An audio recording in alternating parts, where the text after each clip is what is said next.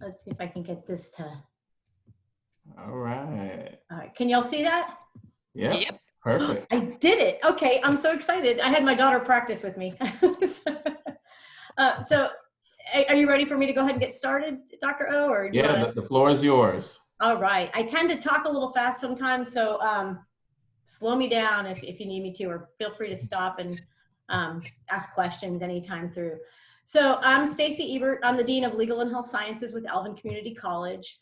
I am more versed on the healthcare side of things, so I may talk a little bit more on that side, and I can get more information on our other industry and other technical programs as we go through if there's questions that arise that I can't answer. So we are located in Alvin, Texas. We serve the communities of Alvin, Danbury, Friendswood, Iowa Colony, Manville, Pearland, Santa Fe, and more. We've been open since 1948. I know this says 70 years, but it was just kind of a cool picture, so we had that. We're actually 72 years old now. Our highest enrollment, well, we're actually considered a small, medium-sized college. So our largest enrollment was last fall, in 2019. It was 5,985 students. And we have 15 different locations. We have one main campus, but as I go through, you'll see what I mean by different locations, meaning we work with other schools and with dual credit, etc. So when I say different locations, that's what I'm meaning. Our students, who are our students? There was one really cool slide that I had that I could not find that I've seen at a presentation about our typical student, and it identifies them as somebody named Victoria. She's Hispanic, about 23 years old, and that was based off of the most common name on our campus, the most common age, and the other demographic. So anyhow, average age overall is 23 years old. We're 56% female. And with all our surveys we give out, 97% would recommend ACC to a friend or family. The other 3% just probably didn't know who we were, you know. You gotta make excuses, right? Our top 5 graduate producing programs are our AA in general studies. We have our AAS in nursing. That's actually one of our most popular programs. I'll get a little bit more into that as we progress through. Our AAS in process technology, of course, that's a very big program on our campus. Our AS in business administration, and our law enforcement academy. And I'll talk a little bit more about that. I'm also, in my title, it's legal and health sciences. So the legal component is paralegal and law enforcement and criminal justice. So I'll talk a little bit on our law enforcement academy as we go through. We offer dual enrollment classes. We partner with Alvin Independent School District, with Pearland Independent School District, and with Danbury. It's great. I don't know if many of you are familiar. I know at least the ones in higher education are familiar with dual enrollment. But students now can take college classes starting as young as their freshman year. It's pretty incredible. And they can get an associate's degree by the time they finish high school. Actually, it's usually a month before they finish high school. And some take credits, like my daughter had 24 credits when she finished high school, and that all transferred. She ended up going to Baylor, and they accepted all 24 credits, and she graduated in 3 years. So it's pretty amazing. It's very cost saving, saves the parents a lot of money, but it also lets those students know that they have the ability and to go on to college. You know, it's a great opportunity and a great partnership we have with our ISDs. I like this slide called the perfect pair. We also partner with Shadow Creek High School and with the University of Houston, Clear Lake, Pearland. What we do there is we actually offer classes on their campus. So we're offering undergraduate general education classes that then will articulate into, we have some articulation agreements, which is in my next slide or two, so they can transfer on then into University of Houston and go on to get their bachelor's degree and even onward. And this is just our wonderful president, Dr. Albrecht and Dr. Blake from University of Houston, Clear Lake, signing an articulation agreement.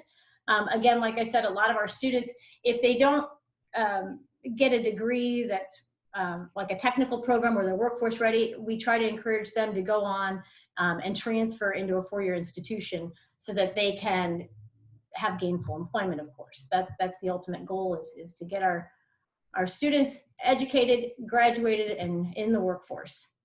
Our economic and community impact, a lot of people don't think about that when they think about a community college, but for every dollar invested by a taxpayer, there's a $4.40 return in reduced healthcare costs, added property value, and it's even been shown to show lower crime rates. ACC has partnerships with the local businesses, with industry, school districts, and universities to help ensure student success. And of course, to meet the needs of the industries around us to help them fill that workforce needs that they may have. Additional benefits to the community, we have a fitness center. Right now, it's not open due to COVID, but we have a fitness center and a 2-mile jogging track that the community takes advantage of. We have enrichment courses through our continuing education department and art department. We have a really great radio station. Mark Moss was our one of our instructors there. Now, I don't know if y'all remember, it was at 101 KLOL, whatever, back in like the late 80s. Here, I remember that when I was a teenager, and he was one of the DJs there, so it was pretty cool. But we have a great program. We have a broadcast department that also records and airs the city council meetings on Channel 16. We have a community band that plays throughout the year at various different events. We host science fairs for the ISDs. We award scholarships. We have a great foundation that provides a lot of scholarships for students coming into the school as well as continuing their education. We have a career services department that hosts job fairs. We have an annual food drive. We actually have a food bank that's not open right now, but we do have one to help out students. We hold blood drives. We have a great fall festival that the community comes out to, and the kids dress up in Halloween costumes, and it's a great event. So we, as a community college, we're there to serve the community. So hosting these types of events are a big part of our community involvement and support, and showing appreciation for the support the community gives us. We also have an annual health fair. We did not have it last fall, but usually we have one, and we invite local healthcare vendors to come, and a lot of them do free screenings for the community and things like that. It's also a time for us to showcase the programs and try to educate people on career opportunities in healthcare. This is what a lot of our campus looks like right now. We are getting a facelift, and that was back when I was first supposed to do the presentation. We were going to do a tour on campus. I was like, well, we're kind of under construction right now, so it might not be a good idea. So this is what is happening currently throughout various buildings. Like I said, it's a gentle facelift, a lot of internal stuff, but we're excited. Hopefully a lot of it will be completed by the time we get back. They have a progressive type system set up. This is another part of what our campus looks like now. I know a lot of you are all going through this with COVID, changes in a lot of different places that we go to, but we have a screening checkpoint. We started bringing students back on campus. Our first group was our police academy students. And so we established we have an ER bay, and under the bay there, we have a drive-through where they get a temperature check. They have to fill out a screening questionnaire each time they come. Basically, it's, have you been exposed? Do you exhibit these symptoms, etc. And then they get a band that says they've been through the screening. So it's a great process. They've done incredible work. I can't take credit for any of it. The team that did it is fabulous, and they've run a really good, efficient drive-through. We've been slowly re-entering back on campus, and we've had great success so far. We've been maintaining social distancing. Basically, the classes that are on campus now are those that that are skill-based. They have to have hands-on training. So our police academy, TCOL was not allowing them to do anything online initially. And then they gave us permission to go ahead and do the lecture part online. And so then they have, of course, the driving and the gun range and all that other stuff. So they are back on campus, and they're wearing their masks. I have a picture on my next slide here. There we go. These are two of our police officers here, our campus police, and then this is our commander, Ronnie Phillips, and our gun range master, Kevin Rogers, that are over the program. And speaking of our cadets, right now, we did talk about some of the issues that are going on. I'm not going to talk a whole lot about this, but just to let you know that our commander has confirmed that that they do not teach any of those techniques that they were talking about on the media, and that they are going over the current situations with our cadets to assure that when they go out that they are the best, most ethical police officers that can exist. And also TCOL is making some changes. They're going to be adding in a whole new course to our training that will affect diversity, inclusion, social behaviors, things like that. So they are starting already to make those changes even in the academy. They have been taught before, they are taught throughout the program, but they are specifying particular coursework for this. So we're excited about the change moving forward, and our cadets are troopers, and they've been through a lot lately. So I'm very proud of them, and excited for our next class that starts in August. We had to kind of shift things back. All right, so I'm going to start going through our workforce programs now. Like I said, if you have any questions about any of these, please let me know. They are not all listed here because we'd be here forever. So I just listed, kind of highlighted a lot of them. We do have a lot of other smaller certificate programs in our CE department. So, and we're also, being that we're a community college, if there's a need that you need, or a type of employee that you need that you can't find anywhere, let us know. Our CE department is great at creating new programs and certificates, so we can work with you to help you develop the workforce that you need. So please keep that in mind as we go through this. All right, so I'll start first of all with our healthcare careers. That is my area, of course. So a diagnostic cardiovascular sonography is one of our bigger programs.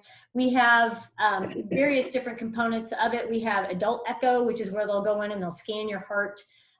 Some of you may have been, some of you may have been blessed and not have to go, but they'll check for abnormalities and things like that. There's also a more specialized division of that called the vascular technologist, and that's where they'll look at your carotids. They'll look for deep vein thrombosis, blood clots, things like that.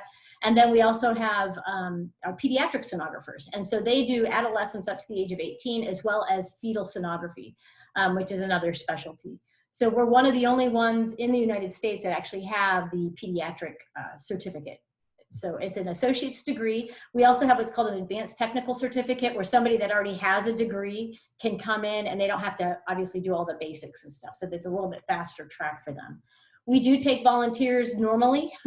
Given this situation right now, we're not taking outside volunteers, but they will do scanning. We have to have that disclaimer of it's not diagnostic, it's a practice for the students.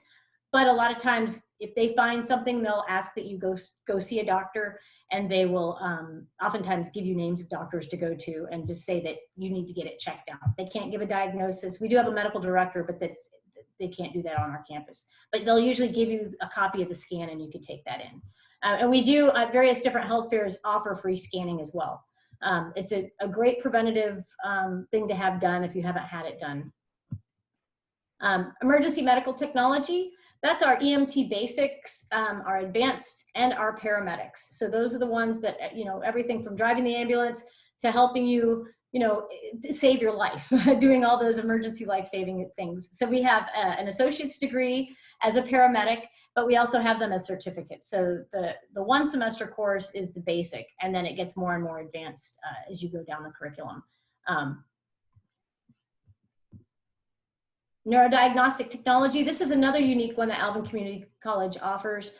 This is a technician that reads brainwaves, basically, or they perform the diagnostic tests for brainwaves.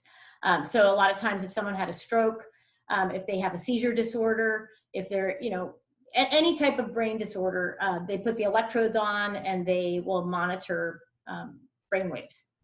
So they also learn how to score them. There's a scoring job that they can get as well. And one thing that's really cool about this program and the next program I'm going to go into, polysomnography, is they actually work with our fellows, or the fellows at some of the local hospitals, to teach them.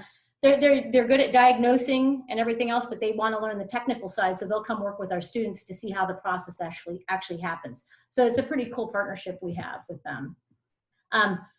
Nursing, we have an associate degree nursing program, and we also have a vocational nursing program. The vocational nursing program is a one-year program that gets you out in the workforce right away. And our ADN program, they graduate, they take the NCLEX and become registered nurses. Right now, we have what's called concurrent enrollment or dual enrollment with Texas Women's University, where they can get their BSN at the same time they're getting their ADN. So they're in both programs at the same time. So by the time they graduate our program, they may have one more semester left and they'll end up with their bachelor's of nursing. And we are right now in the works with University of Houston to work on that same sort of pathway to have a concurrent enrollment. One thing that we struggled with is placement of our ADNs at hospitals upon graduation, getting them gainful employment, because a lot of the hospitals are, want that magnet status, so they hire the BSNs, wherein the ADNs are just as good at bedside as the training-wise as the BSNs. So we would like to encourage our employers to employ our ADNs, and then, of course, encourage them if you want to go on to get their BSNs. Right now, clinicals are hard for them. Actually, all of these healthcare programs to get out to clinical sites because they're not accepting students because of COVID. So we're trying to work some magic and do things with simulation. We are bringing them in on small groups to work with these. Oh, wait, where did it go? Hang on a second. I have some pictures on here. Oh, maybe not. Let me go back. I don't know how to go back now. I had some pictures of our nursing lab and I don't know where it went, but we have, sorry, I'm going to go back just for a minute here. They have disappeared. So we have a wonderful sim lab. Sorry, I'm going to pop through these real quick. There has to be a back button somewhere, right? But the simulation lab, we have high fidelity mannequins that can simulate basically anything that's going on. We even have a mom that gives birth. It's pretty cool. We have babies. We have, you can see in here that the student is working on one of our pediatric mannequins here, but there's usually an instructor behind the screen that's making them talk, making them blink, making them make noises. They can check the blood pressure. They're incredible. If you ever want to come by and look at our simulation labs, let us know. I'd love to bring you back on campus when we're all allowed to. We do have a pharmacy technician program. We have a Cert 1, and then we have the associate's degree. Polysomnography. This is something a lot of people think is a lie detector test, but it's not. This is polysomnography. This is sleep medicine. So this is where people that maybe have sleep apnea or respiratory problems when they're sleeping, they've actually gotten more into just, instead of just doing the testing, to actually do more therapy, which has involved a lot more respiratory therapy type techniques as well. A lot of times there's an overlap between the respiratory therapists and the polysomnography students. It's a great class.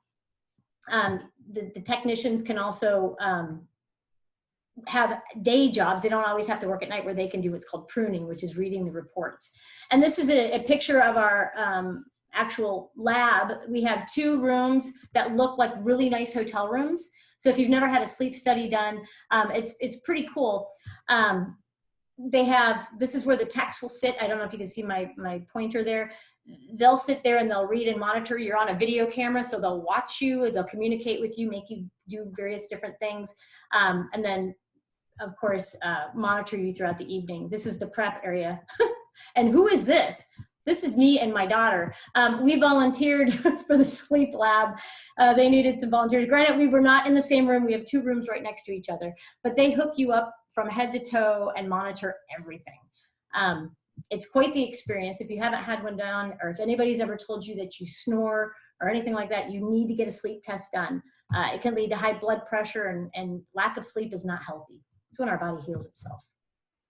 Respiratory care, we have a respiratory care program. We actually donated 13 of our ventilators to local hospitals over this COVID situation. They're now starting to give them back, which is, I think, a good sign, because they didn't need them.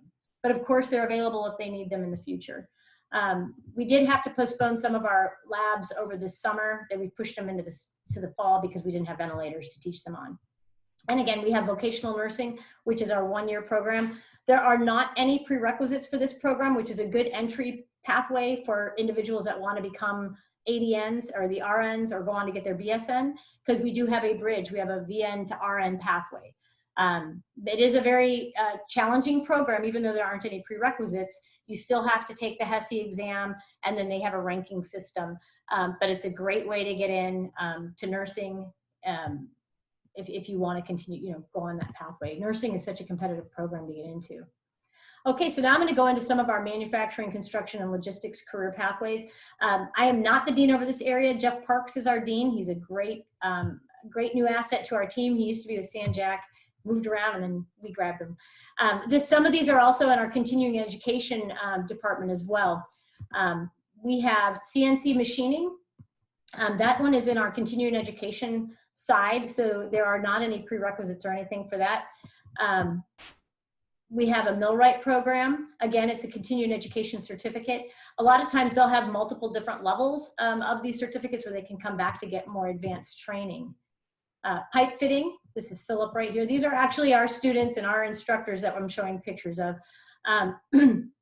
And we have different levels of our pipe fitting classes. We have the level 1, and then they can go on to the level 2 and level 3. They work closely with the students to help them with employment and, of course, to follow their pathway to success. Our CDL, or commercial truck driving class, has been very successful. That one, I want to say, is 4 to 6 weeks long. It's a pretty short program, but it gets them out in the workforce quickly. And the pay is pretty good for being such a quick program. We have a nice, that's our big truck that we have that has our ACC banner around.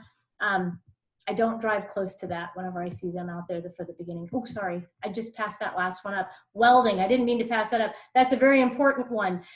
We have that actually in the high schools, and we also have that on campus as well. And we do have multiple different levels for that program as well. It's sort of tiered. Some other newer science and technology programs that we have coming in cybersecurity is coming this fall. We have computer information technology. We have the associate's degree, and we also have a technical certificate in it. Like I said, cybersecurity is starting up this next fall. We do have the technical certificate as well as the associate's degree in this. We have not started our new cohort yet, so we're really excited to have this new program on our campus. Industrial technology, we have the technical certificate in that, and we also have the Associates of Applied Science in that as well. And of course, process technology, that's one of our biggest programs. It was on that initial list that we have. We have the technical certificate as well as an associate's degree in that. I had asked Jeff to give me some names of our partners, and he did not respond to me before this started. So, I'd like to have him come and give a presentation sometime on this, because I know a lot of the members in this, on this committee would be very interested in his division as well. But our process tech department is very strong. We have excellent instructors, and we have a great success rate. Of course, if you'd like more information, I am always, well, I shouldn't say always available. You can find me behind this computer most times. You can get a hold of me, shoot me an email. We also have Facebook, LinkedIn, and we're on all the social media, Instagram, etc. If you have any questions, let me know. I know I talk kind of fast, but I guess we can. Hey, Stacy, it's Ann. I have a question. You had mentioned it, kind of a key word I keyed in on the nursing program of it being a competitive arena.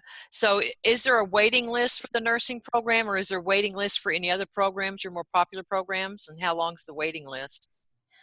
We don't actually have a waiting list. We have, because usually, everybody comes to school that wants to go into healthcare says, I want to be a nurse, at least at our community college. And so, one thing we do is we advise them, nursing isn't for everybody. A lot of them don't realize that it's a very tough job, so they have to complete their prerequisites. We get hundreds of applications. I want to say like 400 applications. We accept like 40. So, we usually will encourage them to either retake classes if that's the case, to go into the LVN program or one of the other allied health programs, or to look at other colleges. And most colleges do have that restricted, X amount of seats available. But like I said, there are usually hundreds of applicants. So we have a ranking system, everything from GPA, their HESI scores. They have various points, if you're a veteran, there's various different things that weigh in on that. And then there's usually a cut mark. So it's right around 40, 45 sometimes students that we'll accept. And then we also have our transfers from our LVN program in. And then some of the other programs, process technology, usually it's not selective entry. So it's basically number of seats that are available. Otherwise they'll have to wait till the next semester. Our other programs are selective admission as well, pretty much all of mine, except for EMT Basic. EMT Basic is not selective admission. Pharmacy Tech is not necessarily selective admission, but you do have to fill out an application. All of these require background checks as well. So you have to have a clean and clear background check. So whenever I go and talk to, the youth, students that want to, explore pathways in healthcare, I tell them what you do now can affect your future later on. You need to make sure that you make good decisions because it can follow you for a lifetime. There are some programs that you can petition if you have like a felony. You can petition the accrediting agency or the licensing agency, and sometimes they have a limitation on X amount of years to get back in, and it also depends on the offense. If there is abuse, if physical abuse or drug use, various different things. So our admission process is delegated by our licensing board and our facilities that we work with. So I don't know if I answered your question or if I danced around. Oh, no, absolutely. Okay. Absolutely. Thank you. I tend to go sometimes, so. Hey, Stacy, this is Stuart with Kelsey-Seybold. What can I do specifically, or what can Kelsey-Seybold do specifically in working with ACC to make sure that we're supporting your programs, your healthcare program? Oh, I appreciate that question. Well, be a part of our advisory committees. I think that would be a great start. That way we get your feedback of what you need. You help us assure that our programs are meeting industry standards. And also you can communicate with us about your needs, so that, meaning like employee-wise, that we can help send students or graduates over to you. Yeah, I would love to work with you. However, I think we chatted briefly about the advisory committee before, but I would love to get you on one or many. and also instructors. If you know any, we're really hard pressed for master's prepared nursing instructors. They're very hard to find, as well as a lot of the other healthcare programs. And I know process tech, that's a tough instructor to find. So a lot of these technical programs, if there's people that want to teach even adjunct or getting ready for retirement, and they want a little bit different type of job to teach what they've done for 30 years, please send them our way, because we're always looking for qualified individuals to help with instruction. I guess I can stop sharing, right? This. Let's talk offline sometime. Yeah, sure, definitely. Stacy, is there